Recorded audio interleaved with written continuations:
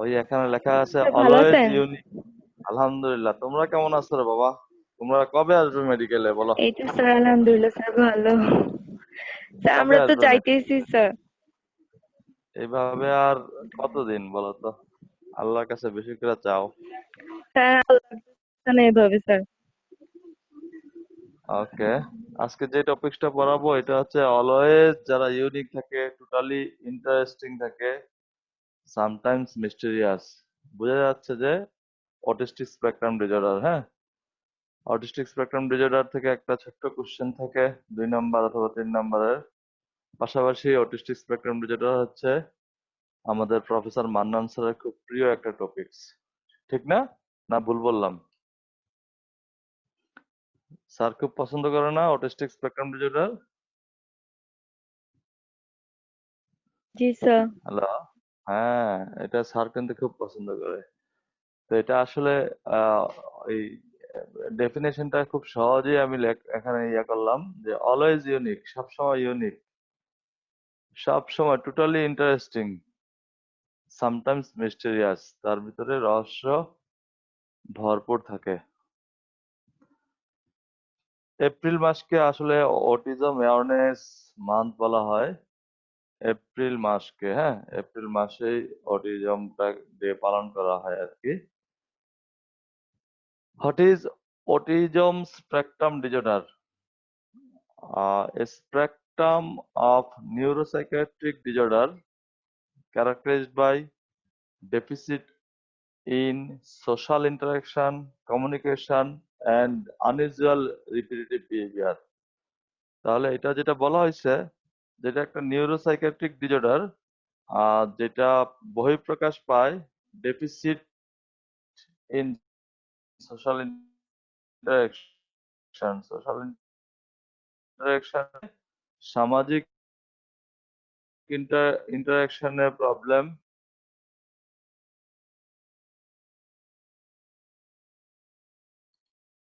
কমিউনিকেশনের প্রবলেম, কথা বলা, গুছায় কথা বলাতে problem, unusual repetitive behaviour, logo বারবার।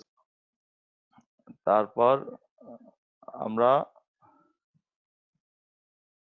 স্প্রেকট্রাম, ওখানে একটা শব্দ ব্যবহার করছিলাম, স্প্রেকট্রাম। হ্যাঁ, স্প্রেকট্রাম বিষয়টা কি? তোমরা শুনতেছো তো আমাকে? জি স্যার। তোমরা কি কেউ শুনতেছো আমাকে? জি স্যার শুনতেছি। আচ্ছা, ভেরি গুড। হ্যাঁ, একটু নক করো, বোঝা যাচ্ছে না, এখানে নেটওয়ার্ক পুয়ার কানেকশন দেখা যাচ্ছে। Spectrum is a continuum, something that varies gradually across a wide range. আমি যদি এখানে উদাহরণটা এই জায়গায় দেই, একটু ভালো করে খেয়াল করো। ক্লাসিক্যাল অটিজম, এখানে লেখা আছে সিভিয়ার লার্নিং ডিসেবিলিটি থাকে। ওই যে রেইনবোর নিচে লেখা আছে দেখো, সিভিয়ার কি লার্নিং ডিসেবিলিটি থাকে। আর হাই ফাংশনিং অটিজম অ্যাসপারগার্স, যেটা এটা হচ্ছে extreme ability in some area. আর বাকিগুলো মাঝখানে moderate, mild, average IQ, above average IQ. মানে স্পেকট্রাম তখনই বলবো যখন একটা বিগ রেঞ্জ থাকবে, যেখানে low IQ to world famous intellectual person, যেমন আমাদের বিল গেটস একজন ওয়ার্ল্ড ফেমাস একজন লোক, যিনি অ্যাসপার্গার সিন্ড্রোমে ভুগতেন। পাশাপাশি আমাদের মাইকেল জ্যাকসন প্রয়াত, উনি অ্যাসপার্গার সিন্ড্রোমে ভুগতেন। তো বড় বড় অনেক নামি দামি অনেক মানুষ যারা অ্যাসপার্গার সিন্ড্রোমে ভুগে। তো সে কারণে স্পেকট্রাম শব্দটা ব্যবহার করা হয়েছে, that means mild, moderate, severe, তারপর অ্যাবভ অ্যাভারেজ আইকিউ আর এক্সট্রিম আইকিউ। হ্যাঁ, তাহলে এখানে আমরা একটু ডেফিনেশনটা থেকে আবার আসি। স্পেকট্রাম অফ নিউরোসাইকিয়াট্রিক ডিসঅর্ডার, তাহলে এই স্পেকট্রামটা কি হতে পারে? লো আইকিউ হতে পারে, অথবা অ্যাভারেজ আইকিউ হতে পারে, অথবা হাই আইকিউ হতে পারে। হ্যাঁ, characterised by deficit in, characterised by deficit in কি deficit in social interaction, communication, unusual repetitive behavior, unusual repetitive behavior. Then আমরা যেটা বলবো, হিস্ট্রিটা যদি অটিস্টিক স্পেকট্রাম ডিসঅর্ডারটা আসলে কোত্থেকে আসছে এটা তোমাদের খুব একটা জানার মানে ইন্টারেস্টের জন্য জানা, পরীক্ষার জন্য খুব একটা ইম্পর্টেন্ট আমি বলবো না। লিউ ক্যানার প্রথম যেটা 1943 সালে ইনফ্যান্টাল অটিজম এই বিষয়টাকে করছে। আর হ্যান্স অ্যাসপারগার উনি লক্ষ্য করছেন যে লিউকানার যে ইনফ্যান্টাল অটিজম, যেগুলাকে বলা হয়েছে সোশ্যালি অ্যালোফ, মানে বুদ্ধি কম, এইসব বাচ্চাগুলাকে আলাদা করছে। উনি উল্টা আলাদা করছেন যে যেসব বাচ্চাগুলা বর্ডার লাইন নর্মাল আর superior intelligent but still suffer from learning impairment,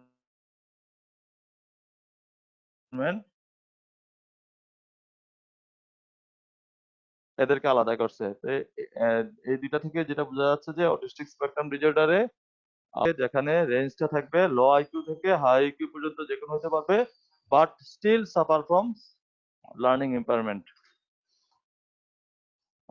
ওই যে পৃথিবী যেটা ঘুরতেছে ওখানে লেখা আছে ওয়ার্ল্ড ওয়াইড প্রিভিলেন্স, এটা ওয়ার্ল্ড ওয়াইড প্রিভিলেন্স হচ্ছে 1 to 2%। ওয়ার্ল্ড ওয়াইড প্রিভিলেন্স হচ্ছে 1 to 2%। কাদের বেশি হয়, ছেলেদের না মেয়েদের?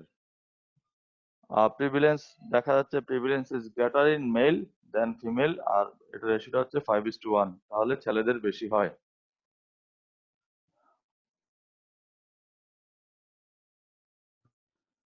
কেন অটিজম কেন হয়? কোনো কাপল, কোনো দম্পতি চায় না যে তাদের বাচ্চাটা অটিজম হয়। আসলে অটিজমের কজ লেখা আছে, এই যে তোমরা যদি পাই চার্টটাতে গোল্লা করা একটা চার্টে লাল অংশটা দেখো, ওখানে লেখা আছে আননোন 85%। 85% এর ক্ষেত্রে আমরা জানি না। আর কিছু কিছু ক্ষেত্রে ক্লিনিক্যালি রিকগনাইজ সিনড্রোম, যেমন ফ্র্যাজাইল এক্স সিনড্রোম আছে, টিউবারাস স্ক্লেরোসিস, এগুলো থাকতে পারে। আদার কিছু কথা লেখা আছে, যেমন মনোজেনিক কিছু ডিসঅর্ডার আছে, রিকারেন্ট ক্রোমোজোমাল অ্যাবনর্মালিটিস আছে। দ্যাট মিনস ক্রোমোজোমাল কোনো প্রবলেম ইস্যুতে থাকলে এই প্রবলেমটা হইতে পারে। এটা একটা ক্লিয়ার করা গেছে যে ক্রোমোজোমাল বিষয়টা, এর ভিতর ফ্র্যাজাইল এক্সটা খুব ইম্পর্টেন্ট। ফ্র্যাজাইল এক্সের সাথে অটিজমের কয়েকটা মিল আছে। 75% অফ অটিস্টিক্স আর মেন্টাল রিটার্ডেড, আর fragile X syndrome is most common form of inherited mental retardation. তাহলে 75% অটিস্টিক মেন্টাল রিটার্ডেড। আর ফ্র্যাজাইল এক্স এর সিনড্রোমে দেখা যাচ্ছে যে এদের কমন ফিচারটা হচ্ছে ইনহেরিটেড মেন্টাল রিটার্ডেশন। তাহলে এটা একটা পাশাপাশি দুইটা একসাথে হয়, এই কারণে অটিস্টিকের একটা কারণ হিসাবে ফ্র্যাজাইল এক্স ধরা হয়েছে। Fragile X share many symptoms with autism, like অটিজমের ক্ষেত্রে যেটা হবে, ফ্র্যাজাইল এক্স এর ক্ষেত্রে যেটা হবে, ইপিলিপসি হবে, সোশ্যাল ইম্পারমেন্ট হবে, ইকুলেলিয়া মানে প্রতিধ্বনি। আমি যে কথাটা বললাম একই কথা যদি রিপিট করা হয়, এটা হচ্ছে ইকুলেলিয়া। আর ডিলেড স্পিচ ডেভেলপমেন্ট, সেন্সরিতে প্রবলেম থাকতে পারে, মোটরের প্রবলেম থাকতে পারে। আম, এখানে নিচে একটা লাইন লেখা আছে, if autism is viewed as a spectrum of behavior symptom rather than a discrete pathology, fragile X overlap this continuum. তাহলে আমাদের কজের ভিতরে আমরা অনেকগুলা কজ জানি না, 85%। এর ভিতরে ফ্র্যাজাইল এক্সটা খুব কমন, আর তোমরা মেডিসিনে পরে থাকতে পারবা ফ্র্যাজাইল এক্স। এবং ফ্র্যাজাইল এক্স এবং অটিজমের মধ্যে মিলটা এখানে তোমাদেরকে তুলে ধরা হইলো। দেখা গেছে যে তারা কমন কিছু সিমটম শেয়ার করে। এর ভিতরে ইপিলিপসি হতে পারে, সোশ্যাল ইম্পারমেন্ট, কমিউনিকেশনের প্রবলেম হতে পারে, তারপর সেন্সরি আর মোটর প্রবলেম হতে পারে। এই বিষয়গুলা কমন সিমটম শেয়ার করে। সেই হিসাবে ফ্র্যাজাইল এক্স এবং অটিজম দুইটাই আহ, পাশাপাশি আমরা মনে করবো যে দুটোটাই মেন্টাল রিলেশন যেতে করে অটিস্টিক পেশেন্টদের একটা কারণ হতে পারে ফ্র্যাজাইল এক্স। নিউরোপ্যাথোলজি, নিউরোপ্যাথোলজির ভিতরে অনেক প্যাথোলজি আছে। 30% of autistic have macrocephaly। ম্যাক্রোকেফালি ব্রেনের সাইজ আমরা জন্মের পরেই হেড সার্কামফারেন্স করি, তো 30% বাচ্চাদের ক্ষেত্রে যাদের অটিস্টিক বাচ্চা তাদেরকে দেখা যাচ্ছে যে তাদের ম্যাক্রোকেফালি, হ্যাঁ, হেড সার্কামফারেন্সটা বড় থাকে। আহ এখানে জাস্ট একটা at birth head circumference of autistic spectrum disorder below average, আর 3 থেকে 4 বছর বয়সে এটা নর্মাল থেকে 10 গুণ বেড়ে যায়, 6 থেকে 7 বছর বয়সে এটা কিছুটা আহ, আহ, কমে, বাট মানে 5% ডিফারেন্স হতে পারে আর কি। হ্যাঁ, তাহলে আমরা শুধু এতটুকু এখান থেকে জানবো, যেটা হচ্ছে যে 30% অফ অটিস্টিক হ্যাভ ম্যাক্রোকেফালি, এটা খুব ইম্পর্টেন্ট বিষয়, এবং 5 to 10% enlarge brain size. Cellular pathology যদি বলা হয়, দেখা যাচ্ছে যে হিপোক্যাম্পাস এবং অ্যামিগডালাতে যে প্রবলেমটা হয় এটা হচ্ছে increase cell packing, reduce cell size, limited dendritic access. আমি এর আগেও সিজোফ্রেনিয়া পড়ানোর সময় বলছিলাম যে সিজোফ্রেনিয়া পেশেন্টদের ডেনড্রাইট কম থাকে। আসলে আমাদের নিউরনের একটা নিউরন আর একটা নিউরনের জাংশন হতে হলে ডেনড্রাইট, এক্সন, বডি, এগুলার একটা ইম্পর্টেন্ট ভূমিকা আছে। তো যাদেরই মানসিক একটু প্রবলেম থাকে অথবা যারাই অটিস্টিক তাদের দেখা যাচ্ছে ডেনড্রাইটিক এক্সিসের প্রবলেম থাকে। আর হিপোক্যাম্পাল এন্ড অ্যামিগডালাতেই মেইন ঝামেলাটা সবসময় দেখতেছি। আহ, এখানে যেটা হয় reduce cell size, increase cell packing. সেরিবেলামে যেটা হয় decrease Purkinje cell number, Purkinje cell number কমে যায়, decrease Purkinje cell size, Purkinje সেলের সাইজ কমে যায়, decrease neuron size in deep cerebellar nuclei in older but not young autistic subject। তাহলে সেরিবেলামেও problem আসে। একটু আগে আমরা যেটা দেখলাম হিপোক্যাম্পাল এরিয়াতে প্রবলেমটা দেখলাম, এমডিএলতে প্রবলেম দেখলাম, সেরিবেলামে প্রবলেমের ভিতরে পার্কিনজি সেলের প্রবলেম হয়, পার্কিনজি সেলের সাইজ কমে যায়, নিউরনের size in deep cerebellar nuclei এটা কমে যায়। সেরিব্রাল কর্টেক্সে যে বিষয়টা দেখা দেয়, poorly laminated cingulate cortex, thickened cortex, high neuronal densities, irregular laminar patterns। এই ভ্যারাইটিস ইস্যুগুলো তোমরা এখানে স্লাইডে দেওয়া আছে, পরে ফেলবা। হ্যাঁ, আর নিউরোপ্যাথোলজি যদি সামারি করি, এই জিনিসটা একটু ইম্পর্টেন্ট দিয়ে শোনো। যদি সামারি করি তাহলে এক কথা আমরা যেটা বলবো, ইনক্রিজ হেড সাইজ, হেড সাইজটা বড় হবে, ইনক্রিজ ব্রেন ভলিউম, ব্রেন ভলিউমটা বড় হবে, increase volume in specific brain region, hippocampus এরিয়াতে ভলিউমটা বাড়বে, increase packing densities in some area, some region, decrease dendritic complexity, decrease cell neuron number in cerebellum, alter laminar pattern in cortex, possible change in white matter or myelination। তাহলে আমরা যেটা খুব সহজে জানবো, নিউরোপ্যাথোলজির সামারিতে head সাইজটা বড় হবে, ব্রেন ভলিউমটা বড় হবে, এই দুইটা শব্দ যত আমরা না ভুলি, হেড সাইজটা বড় হবে, ব্রেন ভলিউমটা বড় হবে। অটিজমে নিউরোট্রান্সমিটারের কি প্রবলেম হবে? দেখা যাচ্ছে যে যে নিউরোট্রান্সমিটার ইনভলভ হয় এর ভিতরে গ্লুটামেট, গাবা, সেরোটোনিন, নরএপিনেফ্রিন, আর ডোপামিন, আর নিউরোপ্যাপটাইডস, এগুলা কমনলি ইনভলভ হয়। A deficiency in GABA within the hippocampus, cingulate gyrus, frontal lobe, amygdala in autistic brain, leading to inhibitory discrepancies in speech and social skill। যেটা বোঝা যাচ্ছে যে গাবার অভাব যদি হয়, হিপোক্যাম্পাল এবং সিঙ্গুলেট জাইরাসে যদি হয়, ফ্রন্টাল লোবে যদি হয়, অ্যামিগডালাতে যদি হয়, তাহলে স্পিচ এবং সোশ্যাল স্কিলের প্রবলেম হবে। Increase serotonin affect emotion center such as amygdala region associated with social memory and bonding। তাহলে সেরোটোনিনটা মেমোরি এবং বন্ডিং এর সাথে related. There is also growing evidence that excitotoxicity occurs in autistic brain due to an excess glutamate. তাহলে গাবার deficiency হতে পারে, serotonin বেড়ে যেতে পারে, আর গ্লুটামেটটা এক্সেস হতে পারে। আর নিউরোট্রান্সমিটারের সারসংক্ষেপ হচ্ছে এইটা। তাহলে নিউরোট্রান্সমিটারে এই প্রবলেম হবে। নিউরোএন্ডোক্রাইনোলজিটা আসলে খুব ইম্পর্টেন্ট। দেখা যাচ্ছে যে বেশিরভাগ ক্ষেত্রেই abnormal level of testosterone in autistic children have been studied। এগুলা পাওয়া যায় এবং এসব পেশেন্টরা খুব ভায়োলেন্ট বিহেভিয়ার নিয়ে আসে, both explosive and non-explosive aggression. Cortisol has been observed to some autistic পেশেন্টের ক্ষেত্রে, যেটা রিপিটেটিভ বিহেভিয়ারের সাথে related. Oxytocin is also associated with repetitive behavior, যেটা কম্পালসিভ এবং রেস্ট্রিক্টেড বিহেভিয়ারের সাথে রিলেটেড। আর থাইরয়েডের লেভেল যদি ল থাকে তাহলে 4 to 5 fold increase risk to autism in child। তাহলে নিউরোএন্ডোক্রাইনোলজিটা আসলে খুব important issue.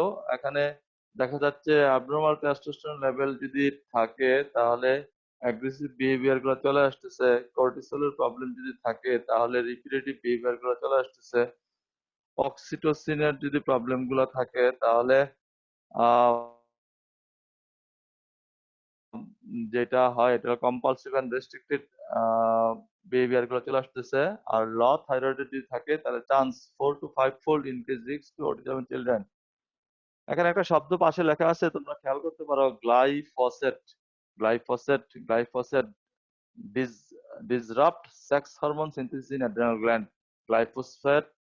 Glyphosate was cytotoxic to adrenal cell and interfere with synthesis of sex hormone।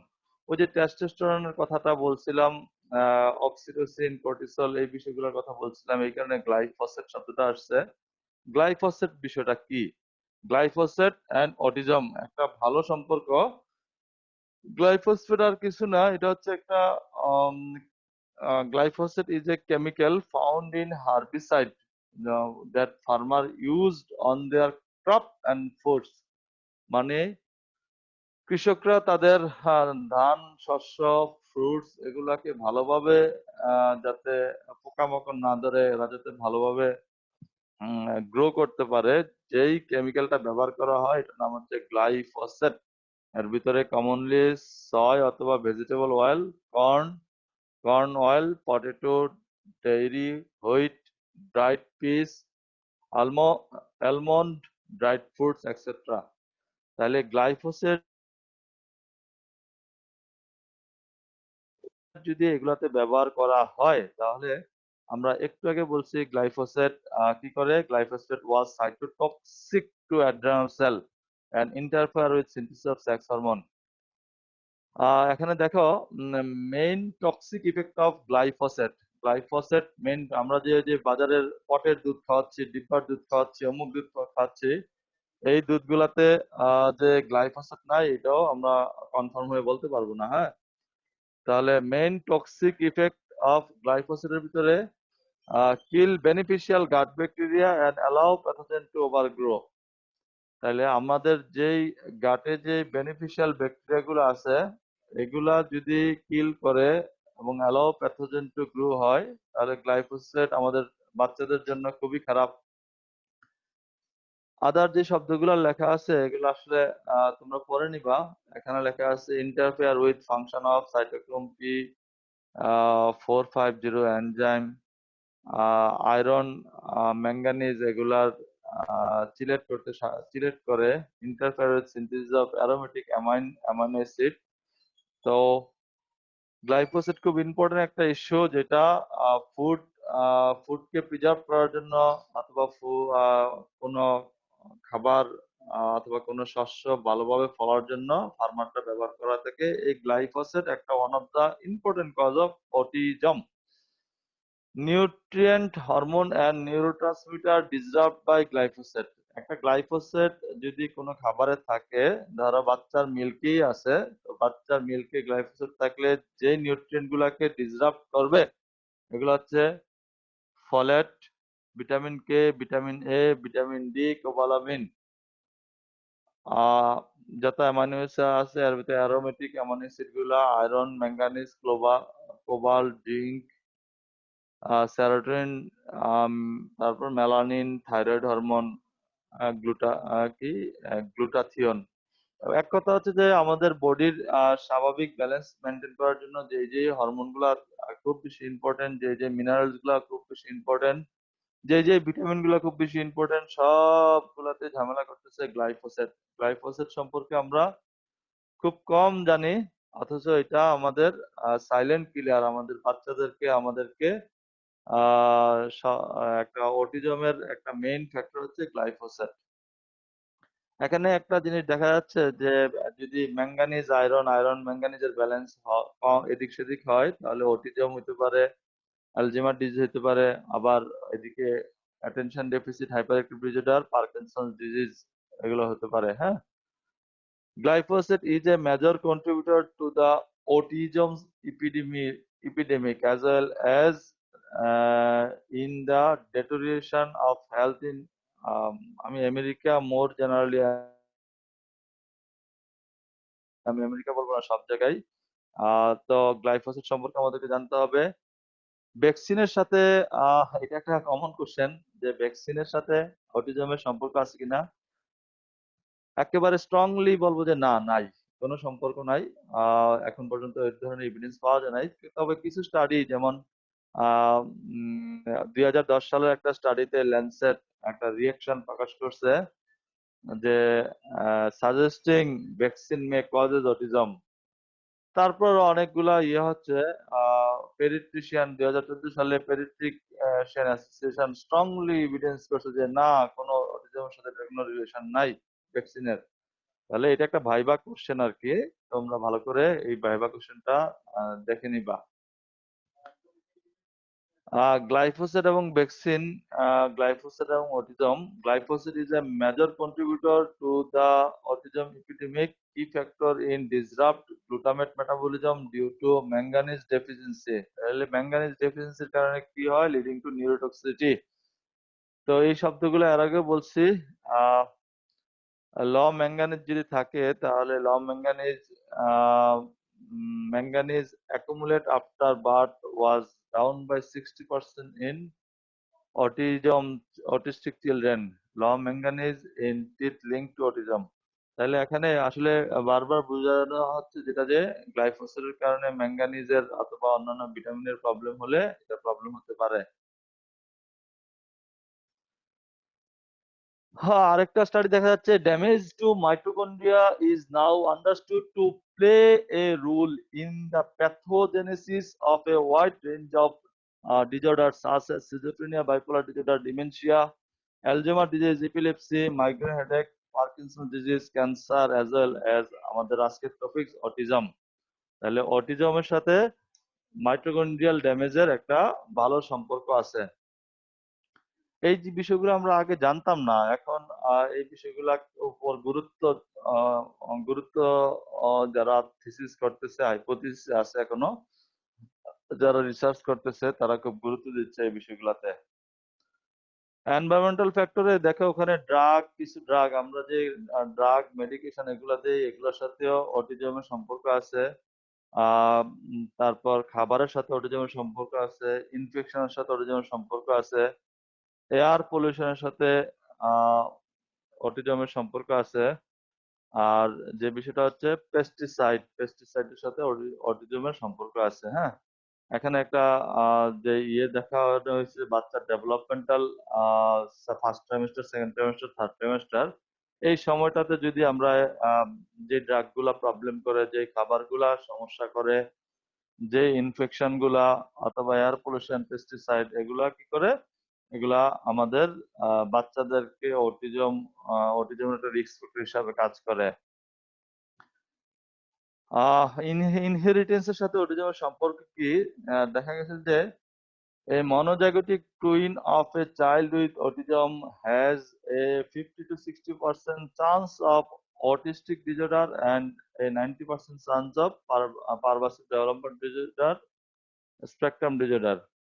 আর ডায়াজেগরিক টুইনদের ক্ষেত্রে সেটা অ্যাবাউট 4.5%, আর জেনারেল পপুলেশনের ক্ষেত্রে এটা 0.2% রিস্ক থাকে। তার মানে ইনহেরিটেন্সের সাথে এটা একটা ভালো সম্পর্ক আছে অটিজমের।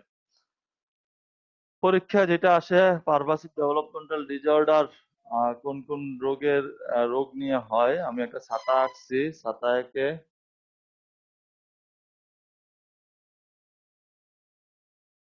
ওখানে তোমাদের বোঝানোর চেষ্টা করতেছি। লেখা আছে Asperger's syndrome, pervasive developmental disorder, not otherwise specified, autism, এই তিনটা মিলে অটিস্টিক স্পেকট্রাম ডিসঅর্ডার। আর পারভাসিভ ডেভেলপমেন্ট ডিসঅর্ডার আরো দুইটা জিনিস আছে, একটা হলো রিড সিনড্রোম আর একটা হচ্ছে চাইল্ডহুড ডিসইন্টিগ্রেটিভ ডিসঅর্ডার।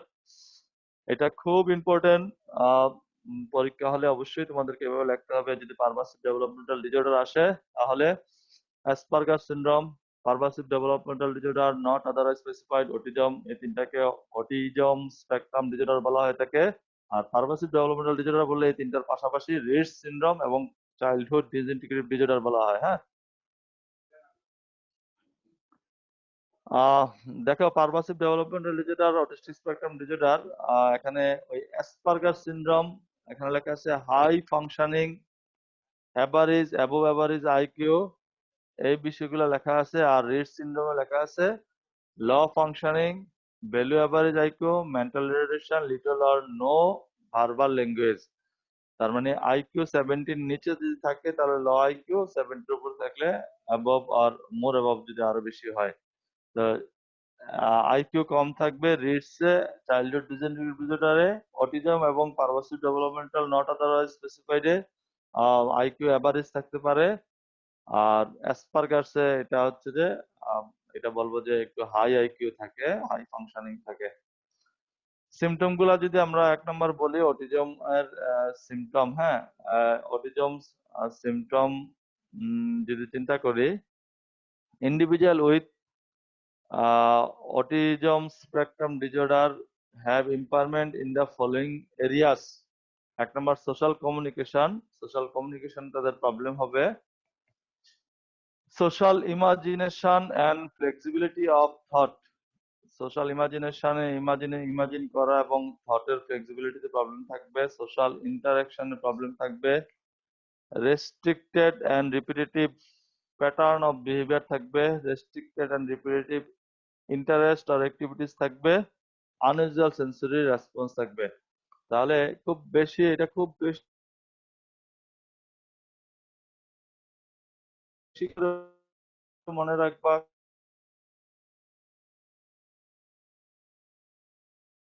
খাতায় লিখে রাখবা, পরীক্ষায় আসবে সিমটম গুলা। এর ভিতরে আমি সুন্দর করে লেখার থটের প্রবলেম হবে, সোশ্যাল ইন্টারাকশনের প্রবলেম হবে, রেস্ট্রিক্টেড আর রিপিটেটিভ প্যাটার্ন অফ বিহেভিয়ারের প্রবলেম হবে, রেস্ট্রিক্টেড রিপিটেটিভ ইন্টারেস্ট আর অ্যাক্টিভিটিস থাকবে, আনইউজুয়াল সেন্সরি রেসপন্স থাকবে। তোমরা কি আমাকে বুঝতে পারতেছো? জি স্যার, বুঝতে পারতেছি। আমার কথা কি বোঝা যাচ্ছে? আচ্ছা, ভেরি জি গুড। হ্যাঁ, স্যার। তাহলে আমরা আমরা ট্রাইড অফ ইম্পারমেন্ট যদি বলি, তিনটা ইম্পারমেন্ট কোন কোন ডমিনে অটিস্টিক স্পেকট্রাম ডিসঅর্ডার পেশেন্টদের প্রবলেম হয়: social interaction, language and communication, restricted repetitive behavior. তাহলে সোশ্যাল ইন্টারাকশনের প্রবলেম হতে পারে, ল্যাঙ্গুয়েজ এন্ড কমিউনিকেশনের প্রবলেম হতে পারে, রেস্ট্রিক্টেড এন্ড রিপিটেটিভ বিহেভিয়ারের প্রবলেম হতে পারে। হ্যাঁ, তারপর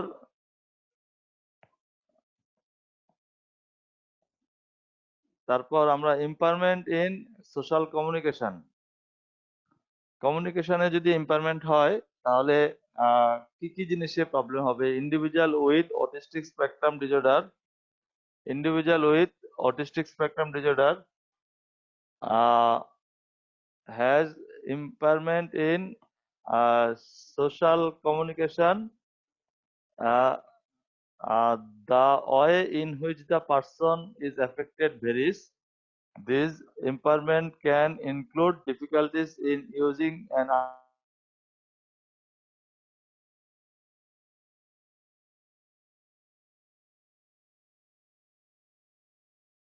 understanding speech, gesture, eye contact, tone of voice, and language. Social কমিউনিকেশনে যে প্রবলেমটা হয় যে স্পিচ কথা বলতে সমস্যা, গেস্টারের প্রবলেম, আই কন্টাক্টের প্রবলেম, টোন অফ ভয়েসের প্রবলেম, ল্যাঙ্গুয়েজের প্রবলেম। স্পিচে প্রবলেম হবে, গেস্টারে প্রবলেম হবে, আই কন্টাক্টে প্রবলেম হবে, টোন অফ ভয়েস এবং ল্যাঙ্গুয়েজে প্রবলেম হবে। তাহলে এই যে এখানে আমরা সোশ্যাল কমিউনিকেশন গেল, হ্যাঁ। তারপর আমরা বলছি সোশ্যাল ইন্টারাকশন একজন আরেকজনের সাথে ইন্টারাকশনে individual with autistic spectrum disorder have impairment in social interaction. The way in which the person is affected varies. This impairment can include difficulties in building and sustaining relationship. কারোর সাথে relationship তৈরি করা এবং এটা সাস্টেন করতে সমস্যা হবে। তারপর গিভিং অ্যান্ড রিসিভিং কমপ্লিমেন্টস, একটা নিতেও পারবে না দিতেও পারবে না compliments. Showing concern for others, share করতে পারবে না, এনজয়িং কনভারসেশন এনজয়িং করতে পারবে না। আন্ডারস্ট্যান্ডিং হিউমর, কোনো হিউমরকে আন্ডারস্ট্যান্ড করতে পারবে না, হ্যাঁ। তখন এটাকে বলা হয় সোশ্যাল ইন্টারাকশন। আমরা পিছনে আবার ফেরত যাচ্ছি, আমি বারবার বলতেছি সোশ্যাল কমিউনিকেশন বোঝানোর চেষ্টা করলাম, সোশ্যাল ইন্টারাকশন বোঝানোর চেষ্টা করলাম। সোশ্যাল কমিউনিকেশনে আই টু আই কন্টাক্টে প্রবলেম থাকবে, গেস্টার, তারপর তোমার টোন অফ ভয়েস, ল্যাঙ্গুয়েজ, এইসব জায়গায় প্রবলেম হবে। আর ইন্টারাকশনে building and sustain relationship, giving and receiving কমপ্লিমেন্টে প্রবলেম হবে, শেয়ারিং এ প্রবলেম হবে, এনজয়মেন্ট কনভারসেশন করতে পারবে না এবং হিউমার আন্ডারস্ট্যান্ডেবল হবে না, হ্যাঁ। তারপর ফ্লেক্সিবিলিটি অফ থট, হ্যাঁ, impairment in the flexibility of the thought. আমরা একটু এখানে যদি দেখি, এখানে লিখছি থটে প্রবলেম হয়। Social imagination and flexibility of thought, এখানে প্রবলেম কি হয়? Social imagination and flexibility of থটে লেখা আছে প্রবলেম সলভিং এ কোনো প্রবলেম হবে, ক্রিয়েটিভ অ্যাক্টিভিটিস এ প্রবলেম হবে, কোপিং উইথ চেঞ্জেস, প্ল্যানিং এ, আর হচ্ছে predicting reaction and events. That means সে কোনো জায়গায় প্রবলেম, একটা ছোটখাটো প্রবলেম হলে এটা সলভ করতে পারবে না, নতুন কোনো ক্রিয়েটিভিটি তার ভিতরে আসবে না, নতুন কোনো জায়গায় অথবা নতুন কোনো চেঞ্জের সাথে সে কোপ করতে পারবে না, নতুন কোনো প্ল্যান সুন্দরভাবে গুছায় করতে পারবে না। এই বিষয়গুলা যদি থটে প্রবলেম আসে তখন এই প্রবলেমগুলো হবে। যেহেতু অটিজম সম্পর্কেই বলতে হয়, আবার দেখি সোশ্যাল কমিউনিকেশনের প্রবলেম এটা বোঝানো হয়েছে, সোশ্যাল ইন্টারাকশন বোঝানো হয়েছে, social imagination and flexibility of thought বোঝানো হয়েছে। এখন আসো restricted and repetitive behavioural criteria. এটাতে লেখা আছে stereotype or repetitive motor movement, use of object or speech such as এখানে সবগুলোর উদাহরণ আমি এখানে খুব সুন্দরভাবে দিয়েছি। রকিং হতে পারে, flick finger in front of eye হতে পারে, ফ্লাফিং হতে পারে, তারপর self biting with no apparent pain, তারপর হচ্ছে লাইনিং আপ টয়স কার। তোমরা দেখো, অনেকেই দেখো যে লগো একটার পর একটা বসাচ্ছে, আবার ভাঙতেছে, বসাচ্ছে, ভাঙতেছে। এই যে বিষয়গুলো, এটা হচ্ছে, এটাকে বলা হয় restricted repetitive stereotype pattern of behaviour. আমরা এই বিষয়গুলোকে আবার ক্লিয়ার করতে হবে। অটিজমে মেইন বিষয়গুলোতে থাকবে সোশ্যাল কমিউনিকেশনের প্রবলেম থাকবে, social imagination and flexibility of thought, social ইন্টারাকশনের প্রবলেম থাকবে, রেস্ট্রিক্টেড আর repetitive pattern of behavior, restricted and repetitive pattern of interest and activities, unusual sensory response। এই বিষয়গুলো আমরা বুঝলাম। সেন্সরি রেসপন্সে কি প্রবলেম হতে পারে? হঠাৎ করে তার সেন্সরিতে ট্যাকটাইলে টাচে প্রবলেম হতে পারে, মুভমেন্টে প্রবলেম হতে পারে, বডি পজিশন, প্রোপ্রাইসেসিভ ডেটা, ভিজুয়ালে হতে পারে, অডিটরি হতে পারে, অলফ্যাক্টরি স্মেলে হতে পারে, গাস্টাটরি টেস্ট। মানে সে খুব লজ্জাপতি গাছের মতো, অল্পতেই সে হয়তো বেশি চিৎকার করলো, অথবা বেশি মাইট ধরেও কোনো চিৎকার নাই, যেটা যে কোনো একটা হতে পারে। অথবা আওয়াজে গেলেই তার বেশি প্রবলেম হতে পারে, অথবা হাই ভলিউমে আওয়াজ দিলে তার কোনো প্রবলেম হতে পারে না, হ্যাঁ?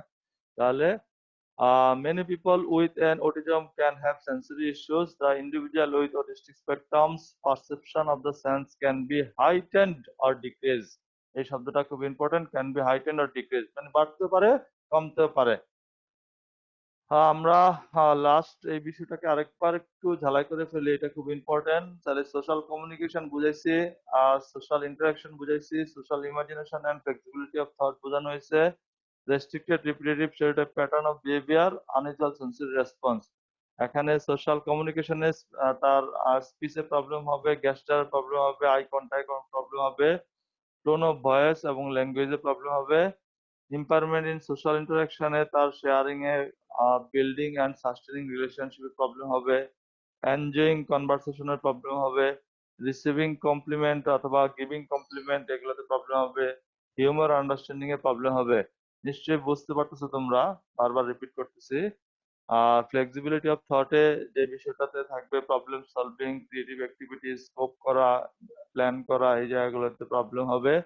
Restricted repetitive stereotype pattern of বিহেভিয়ারের ক্ষেত্রে আমি উদাহরণ দিয়ে রাখছি যে লাইনিং আপ, টয়স কার, ফ্লাফিং হতে পারে, রকিং হতে পারে, flick finger in front of eye, তারপর হচ্ছে যে self biting with no apparent pain, এগুলো হতে পারে। আর হচ্ছে যে সেন্সরি ইস্যুতে এটা হাইটেন্ড অথবা ডিক্রিজ হতে পারে, টাচে প্রবলেম হতে পারে, মুভমেন্টে প্রবলেম হতে পারে, তারপর ভিজুয়ালে প্রবলেম হতে পারে, হিয়ারিং এ প্রবলেম হতে পারে, টেস্টে, স্মেলে। ডিএসএম 5 ডায়াগনস্টিক স্ট্যাটিস্টিক্যাল ম্যানুয়াল 5 কে আমরা প্রাধান্য দেব। ডিএসএম 5 বলতেছে অটিজম স্পেকট্রাম ডিসঅর্ডার। ওখানে দুইটা কোর সিমটম থাকবে, এটা হচ্ছে social communication and interaction, restricted repetitive pattern of behaviour, interaction activities. আর ডিএসএম 4 এ এইটাকেই তিন ভাগে ভাগ করে ফেলছে, সোশ্যাল ইন্টারাকশন, কমিউনিকেশন আর হচ্ছে restricted repetitive pattern of behaviour. DSM 4 এ এইটা প্রায়র টু এজ 3, 3 বছর আগে বলা হয়েছে এটা শুরু হবে। আর ডিএসএম 5 এ বলা হচ্ছে যে during the early developmental period, এটা যে কোনো বয়সে হতে পারে কিন্তু আর্লি ডেভেলপমেন্টাল পিরিয়ডে হইতে হওয়ার সম্ভাবনাটা বেশি। ডিএসএম 5 এর এবং ডিএসএম 4 এর বেসিক ডিফারেন্সটা এখানে লেখা আছে। অটিজম এবং অ্যাসপারগাস সিনড্রোম, এই দুইটা বিষয় আসলে একটু ডিফারেন্সিয়েট করবো এই কারণে যে একটাতে আইকিউ কম থাকে, একটাতে আইকিউ বেশি থাকে। কেন আইকিউ কম থাকে, এখানে কি লেখা আছে, কোয়ালিটিভ ইম্পারমেন্ট ইন সোশ্যাল ইন্টারাকশন, তাহলে সোশ্যাল ইন্টারাকশনে আমরা যে উদাহরণগুলো বলছি ওখানে প্রবলেম থাকবে অটিজমে। তারপর অটিজমে কোয়ালিটিভ ইম্পারমেন্ট ইন সোশ্যাল কমিউনিকেশন, তাহলে ইন্টারাকশনের সমস্যা থাকবে, কমিউনিকেশনের সমস্যা থাকবে, restricted repetitive stereotype pattern of behaviour, interest in activities. তার মানে এই তিনটা ডোমেইনসেই প্রবলেম থাকবে। আর অ্যাসপারগার সিনড্রোমে দেখা যাচ্ছে সোশ্যাল ইন্টারাকশনে কিছুটা প্রবলেম থাকলেও রেস্ট্রিক্টেড রিপিটেড স্টেরিওটাইপ প্যাটার্ন বিহেভিয়ারে কিছুটা প্রবলেম থাকলেও কিন্তু কোনো ল্যাঙ্গুয়েজে কোনো প্রবলেম থাকবে না। Develop thought, language development may be peculiar, মানে দ্যাট মিনস কমিউনিকেশনে কোনো প্রবলেম থাকবে না আর কি। কমিউনিকেশনের প্রবলেম না থাকার কারণে আর বাকি যে প্রবলেমগুলো এগুলো মাইল্ডার ফর্মে থাকবে। ইউজুয়ালি 1 to 3 ইয়ার্স হচ্ছে অটিজম হয়, 3 বছর অনসেট অফ সিমটম হচ্ছে 3 বছরে, অ্যাসপারগার সিনড্রোমে হয়। রিটস আর হচ্ছে চাইল্ডহুড ডিসইন্টিগ্রেটিভ ডিসঅর্ডার অথবা হ্যালার্স ডিসঅর্ডার, দুটোটা রেয়ার ডিসঅর্ডার। সাধারণত গার্লদের রিটস প্রবলেমটা বেশি হয়ে থাকে, 10,000-এ একজন।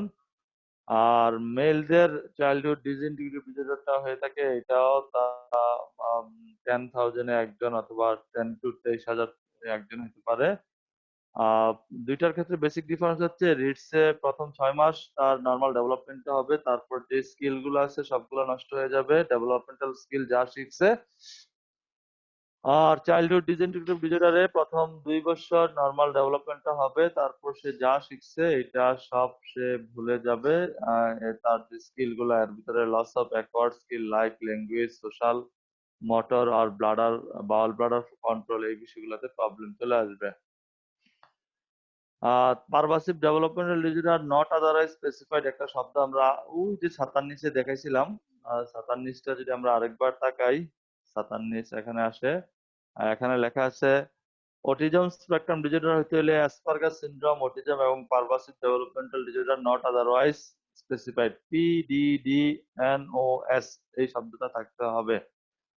তো PDDNOS এই শব্দটা কি এখানে আমরা একটু বোঝানোর চেষ্টা করি।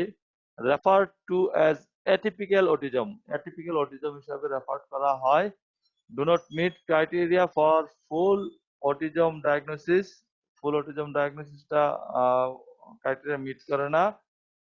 Traditionally seen as a milder form of autism, is a diagnosis by exclusion of other disorder in autistic spectrum. Screening and assessment is the same as for autism. That means এটা হচ্ছে যে আসলে অন্য কোন যে ক্লাসিফিকেশন গুলো বলছি, অ্যাসপারগাস disorder, autism অথবা চাইল্ডহুড ডিসঅর্ডার অথবা রিড সিনড্রোম, পারভাসিভ ডেভেলপমেন্ট ডিসঅর্ডার কোনোটাতে ফেলানো যায় না। এটাকে এটিপিক্যাল অটিজম বলা হয় এবং এটা মাইল্ডার ফর্ম অফ অটিজম বলা হয়ে থাকে। ইভালুয়েশন কিভাবে করব? Evaluation of a child for a autism spectrum disorder.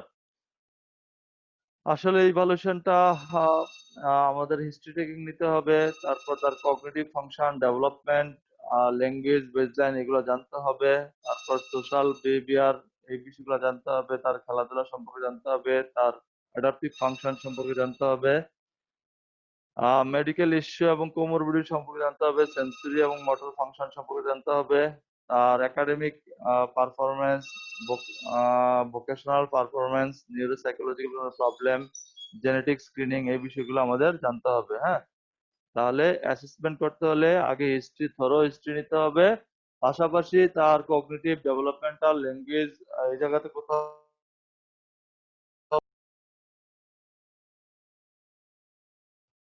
তারপর সোশ্যাল বিহেভিয়ার অথবা তাদের খেলাধুলার কোনো প্রেজেন্টেশনে কোনো প্রবলেম ইম্পর্টেন্ট সাহায্য করে, access to service, school, government agency, national resource, community resource, এই সেন্টারগুলোতে আমরা অটিজম স্পেকট্রাম রিসোর্স সেন্টার আছে, অটিজম স্পিক বিষয়গুলো থাকে, এই বিষয়গুলোতে আমরা ইয়ে করতে পারি। ট্রিটমেন্টে যেটা লেখছে, assessment first step toward developing, treating goal and interviewing. হ্যাঁ, সাম স্ট্যান্ডার্ড স্ক্রিনিং টুল, আমরা কিছু স্ক্রিনিং টুল আছে যেটা অটিজম আমরা ইয়া করতে পারি। এর ভিতরে সবচেয়ে বেশি যেটা আমরা প্রাধান্য দেই এটা হচ্ছে modified checklist for autism in toddlers, the M CHAT বলা হয়ে থাকে। আদার্স অনেকগুলো চার্ট এখানে লেখা আছে, মানে চাইল্ডহুড অটিজম রেটিং স্কেল যেটাকে CARS কার্স বলা হয়ে থাকে। অটিজম ডায়াগনস্টিক ইন্টারভিউ আছে, অটিস্টিক ডায়াগনস্টিক অবজারভেশনাল শিডিউল, এই বিষয়গুলোর চেয়ে সবগুলা বিষয়ের চেয়ে আমি বেশি যেটা দেখছি যে যেটা বেশি ব্যবহার করা হয় এটা হচ্ছে modified checklist for autism in toddlers. এটা তোমরা দেখে নিবা, এখানে ওই যে কোশ্চেনিয়ার সহ এম চার্টার কোশ্চেনিয়ার সহ দেওয়া আছে, হা না, yes no, yes no, yes no কিভাবে করতে হয় এটা দেখে ফেলবা। কোমরবিডিটি দেখো, অটিজম মাঝখানে লেখে এর আশেপাশে শুধু কোমরবিডিটি লেখা আছে, আমি সবচেয়ে বেশি ইম্পর্টেন্ট দেই অ্যাটেনশন ডেফিসিট হাইপারঅ্যাক্টিভ ডিসঅর্ডারটাকে। অটিজমের সাথে ADHD এর একটা ভালো লিংক আছে, সিজোফ্রেনিয়ার সাথে ADHD এর একটা ভালো লিংক আছে। তো ADHD একটা বিষয়, টোরেট syndrome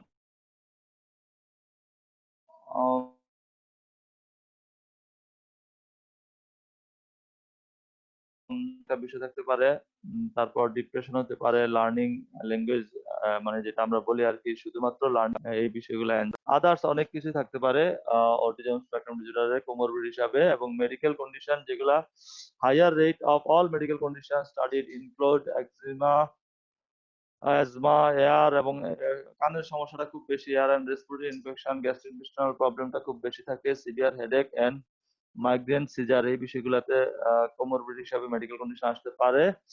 evidence based intervention for children with autism spectrum disorder,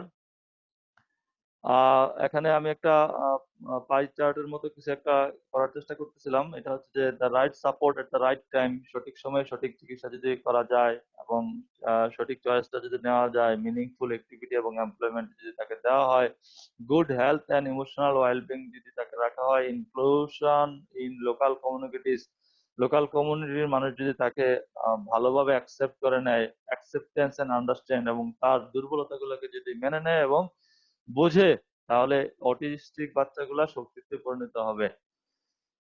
আহ, এখানে কয়েকটা শব্দ যদি এমপ্লয়মেন্টের বিষয়ে, education, health care, perception of autism, women, girls, এই ডায়াগনোসিস, এই বিষয়গুলো একটা ব্যারিয়ার হিসেবে থাকে। আহ, আসলে ব্যারিয়ারের কারণটা হচ্ছে দেখা যাচ্ছে বেশিরভাগ ক্ষেত্রে হচ্ছে লেট ডায়াগনোসিস হয়, বেশিরভাগ ক্ষেত্রে মিস ডায়াগনোসিস হয়, বেশিরভাগ ক্ষেত্রে স্পেশালিস্টের অভাবের কারণে এই ডায়াগনোসিস গুলো হয় না, মিস ডায়াগনোসিস যেটা হয় আর কি। হ্যাঁ, তারপর আমরা মিস ডায়াগনোসিস যেটা আমরা বললাম। তারপর মেন্টাল হেলথ ব্যারিয়ারের ক্ষেত্রে একই জিনিস আমি বলবো যে এডুকেট মেন্টাল মেন্টাল হেলথ প্রফেশনালের অভাবের কারণে এই প্রবলেমগুলো একটু বেশি হয়, মিস ডায়াগনোসিস যে বিশেষটা হয়। মেন্টাল হেলথ সার্ভিসটা কম থাকে, এই বিষয়টা ইম্পর্টেন্ট। ডায়াগনোসিসের ক্ষেত্রে ডায়াগনোসিস টুল সবাই বোঝে না, সবাই এটা অ্যাপ্লাই করতে পারে না, এই জায়গায় বেদের হিসাবে কাজ করে। কি কি জিনিস আমাদের পরিবর্তন করতে হবে? Better awareness within communities, more specialist involve in diagnosis, raise the profile of women and girl, এই বিষয়গুলোতে আমাদের পরিবর্তন আনতে হবে। Better mental health support, advocacy, coaching and monitoring, mentoring, employment support, এই বিষয়গুলো থাকতে হবে। হ্যাঁ, আমরা ক্লাসের শেষের দিকে হলে সবাই হ্যাপি থাকে। তো ট্রিটমেন্ট এন্ড থেরাপি কি কি বিষয়গুলো আছে? বায়োমেডিক্যাল কিছু মেডিকেশন আছে, কিছু ডায়েট আছে। বিহেভিয়ারাল ক্ষেত্রে কিছু বিহেভিয়ার আছে, হচ্ছে অ্যাপ্লাইড বিহেভিয়ারাল অ্যানালাইসিস, খুব কমনলি দেখছি আমি। আর ওই সানরাইজ প্রোগ্রাম এগুলো হতে পারে। কমিউনিকেশন থেরাপিস কিছু আছে, এর ভিতরে ফেসিলিটেড কমিউনিকেশন কথা শুনছি, আদার থেরাপি, মিউজিক থেরাপি, এই বিষয়গুলো থাকে। তাহলে আমরা ডিসেবিলিটি অ্যান্ড লাইফ, মানে অ্যাকচুয়াল ট্রিটমেন্ট আসলে খুব একটা ইয়ে না, সিমটম অনুযায়ী ট্রিটমেন্ট বেশিরভাগই হচ্ছে বিহেভিয়ারাল অ্যান্ড কমিউনিকেশনাল থেরাপি, কিছু বায়োমেডিক্যাল মেডিকেশন থাকতে পারে, কিছু ডায়েটে চেঞ্জ আনা যেতে পারে। হ্যাঁ, communication, adapting your communication can help an individual with restrict spectrum disorder. হ্যাঁ, তাহলে আমরা যদি ডোন্ট ইউজ ইডমস, আমরা ইডম যদি ব্যবহার না করি, কিপ ইনস্ট্রাকশন শর্ট, এবং শর্টলি যদি ইনস্ট্রাকশন করি, স্পিক স্লোলি অ্যান্ড ক্লিয়ারলি, তাদেরকে যদি আস্তে আস্তে বলি এবং পরিষ্কারভাবে বলি, allow time for the individual two process information, তাদের যদি সময় দেই তাদের কথাগুলো বলার এবং শোনার, avoid relying on gesture, facial expression আর টোন অফ ভয়েস, আমরা যদি তাদের gesture, facial expression, tone of voice গুলাকে দেখতেছি যে প্রবলেমেটিক, এটা দেখেও যদি একটু অ্যাভয়েড করার চেষ্টা করি, তাহলে সেক্ষেত্রে কমিউনিকেশনে সাহায্য করে। রিইনফোর্সমেন্ট শব্দটা আসলে এরকম যে বাচ্চা কান্নাকাটি করতেছে, বাচ্চা কান্নাকাটি করলে যখন মা আসে কোলে নেয়, তখন বাচ্চা কান্না থেমে দেয়, এটা হলো পজিটিভ রিইনফোর্সমেন্ট। আর যদি উল্টাটা হয়, বাচ্চা কান্নাকাটি করতেছে, বাবাকে দেখছে, বাবা দেখার পরে বাচ্চা কান্না থামাই দিচ্ছে, এটা হচ্ছে নেগেটিভ রিইনফোর্সমেন্ট। মানে বাচ্চা ভাবতেছে যে বাবা আসলেই, বাবা কান্না দেখলেই মারবো, তো কান্না দেখে মারলে বাচ্চা যদি কান্না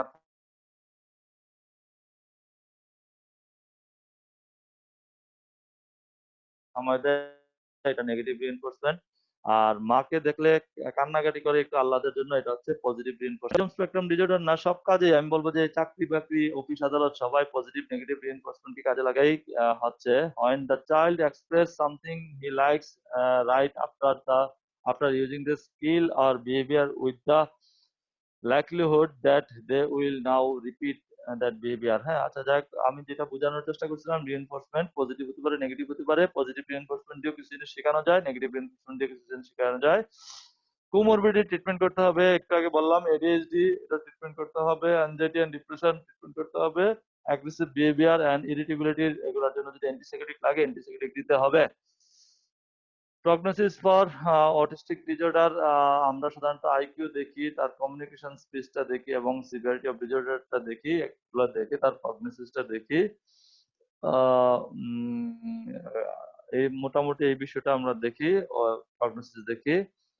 আমরা একটা অটিস্টিক স্পেকট্রাম ডিসঅর্ডার যদি হয়ে থাকে, আমরা এর আগে বলছি বিভিন্ন জায়গায় বিভিন্ন ইনভলভমেন্ট হয়, এই কারণে অডিওলজি, দ্যাট মিনস নাক কান গলার একজন ডাক্তার দেখাতে হবে, ওখানে রেফার করতে হবে, নিউরোলজিস্টকে রেফার করতে হবে, সাইকোলজিস্ট, ক্লিনিক্যাল সাইকোলজিস্টের কাছে রেফার করতে হবে, ডেভেলপমেন্টাল পেডিয়াট্রিশিয়ানের কাছে রেফার করতে হবে, বিহেভিয়ার পেডিয়াট্রিশিয়ানের কাছে রেফার করতে হবে, চাইল্ড স্পেশালিস্টের কাছে রেফার করতে হবে, child neurologist, child psychologist and gastrointestinal and nutritional specialist এদেরকে রেফার করতে হবে।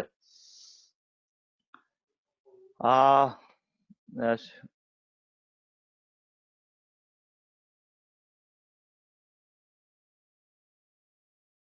ক্লাস তো শেষের দিকে, শেষের দিকে যেহেতু শুধু ডেফিনেশনটা একবার বলি, বলে তোমরা কি আমার ক্লাস বুঝতে পারছো? আমি খুব স্পিডে বলে গেছি, বুঝতে পারছো তোমরা? জি স্যার। ক্লাসে আসোনি কেউ তোমরা? জি স্যার। আমার কথা কি বুঝতে পারছো? আমি খুব স্পিডে, অনেক বড় লেকচার, আমি স্পিডে বলার চেষ্টা করছি, কিছুটা বুঝছোনি তোমরা? আচ্ছা, শুধু জি স্যার। ডেফিনেশনটাই দিয়ে শেষ করে ফেলবো। A spectrum of neuropsychiatric disorder characterized by deficit in social interaction, communication and unusual repetitive behavior. তোমরা এতক্ষণ যত কথা বলছি এই সোশ্যাল ইন্টারাকশন নিয়ে, কমিউনিকেশন নিয়ে এবং restricted repetitive sell type pattern behaviour নিয়ে আমরা কথা বলছি। আমরা এই যে এখানে তোমাদেরকে যদি স্লাইডটা দেখাই, বারবার যে স্লাইড দেখাচ্ছিলাম, এই ক্লাসিফিকেশনটা খুব ইম্পর্টেন্ট, এটা মনে রাখতে হবে। এই যে দেখো সোশ্যাল কমিউনিকেশন, এগুলোতে রেস্ট্রিক্টেড রিপিটেটিভ সেন্সরি প্রবলেম, এই সোশ্যাল কমিউনিকেশনে কি কি প্রবলেম এখানে লেখা আছে, social interaction, flexibility of thought, restricted repetitive set of pattern of behaviour, এইসব শব্দগুলো লেখা আছে। তাহলে বাবা, তোমরা কবে দেখা হবে এটা বলো তো দেখি, আর কবে দেখা হবে, কতদিন পরে বলো? এভাবে ক্লাস নিতে আর ভালো লাগে না বাবা।